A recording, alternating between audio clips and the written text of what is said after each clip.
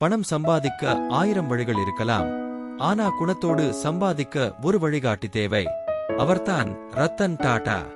ஒரு கோடீஸ்வரர் எப்படி இருக்கணும் அப்படிங்கிற இலக்கணத்தையே மாத்தி எழுதின எத்திக்கல் பில்லியனர்.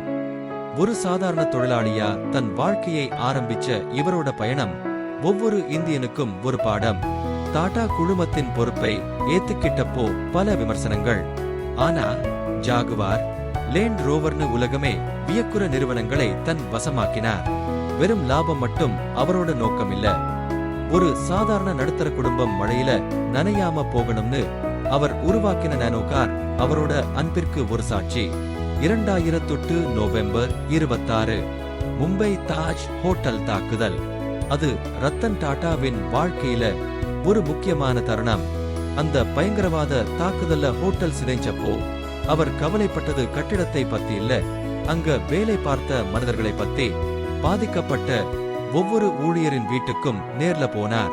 அவங்க குடும்பத்தோட கல்வி, மருத்துவம்னு எல்லா பொறுப்பையும் ஏத்துக்கிட்டார்.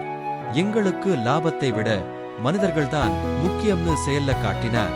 தன் வருமானத்துல 60% மேல அறக்கட்டளைகளுக்கு கொடுத்து அமைதியா வாழ்ந்த ஒரு மாமனிதர்.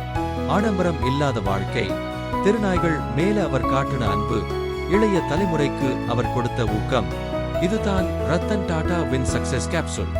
வெற்றியை விட நேர்மை முக்கியம்னு நினைக்கிறவங்களுக்கு இவர்தான் உண்மையான hero. Please subscribe to Success Capsule.